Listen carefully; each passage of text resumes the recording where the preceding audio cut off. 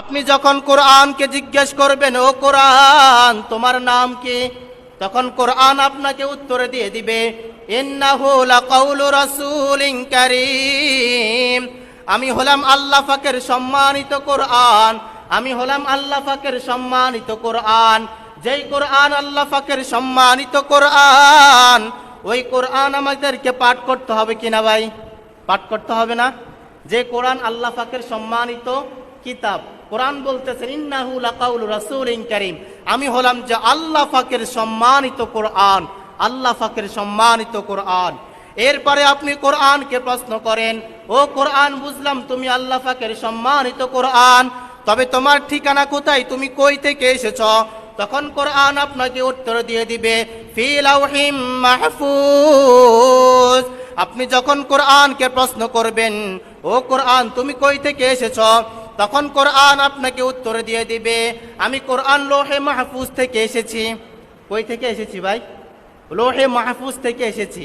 এরপরে আপনি কোরআনকে প্রশ্ন করেন, ও কোরআন তুমি কোন মাসে নাজিল হয়েছ, ও কোরআন তুমি কোন মাসে নাজিল হয়েছ? কোরআন আপনাকে উত্তর দিয়ে দিবে, শাহরু রমাদান আল্লাযী উনজিলা ফীহিল কুরআন। আপনি যখন কোরআনকে প্রশ্ন করবেন, ও কোরআন তুমি কোন মাসে নাজিল হয়েছ, তখন কোরআন আপনাকে উত্তর দিয়ে দিবেন, আমি রমজান মাসের মধ্যে নাজিল হয়েছে, আমি রমজান মাসে নাজিল হয়েছে।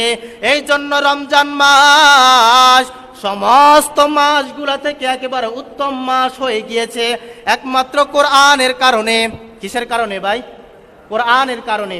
এরপরে আপনি কোরআনকে প্রশ্ন করেন, নাজিল হয়েছে আমি সবে কদরের রাতের মধ্যে নাজিল হয়েছি, যেটা কয়েকদিন পরে আসতেছে, ঠিক না ভাই? এই রমজান মাস লাইলাতুল কদরের মধ্যে নাজিল হয়েছে। এই জন্য লাইলাতুল কদর সমস্ত দিনগুলা থেকে একেবারে উত্তম দিন হিসেবে হয়ে গেছে। একেবারে সমস্ত দিনগুলা থেকে এই কোরআন লাইলাতুল কদরে নাজিল হওয়ার কারণে সমস্ত দিনগুলা থেকে একেবারে উত্তম দিন হিসাবে গণ্য হয়ে গিয়েছে। আর যেই মাসে যেই দিনে যেই তারিখে যেই মাসে কোরআনটা নাজিল হয়েছে, ওই মাসটাও আল্লাহ রব্বুল আলামিন উত্তম মাস হিসাবে গণ্য করে দিয়েছেন।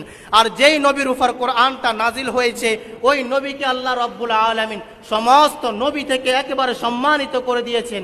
আর যেই নবীর উম্মতের কাছে এই কোরআনটা এসেছে, ওই নবীর উম্মতকে আল্লাহ রব্বুল আলামিন সমস্ত নবীর উম্মত থেকেও আরো বেশি সম্মানিত করে দিয়েছেন।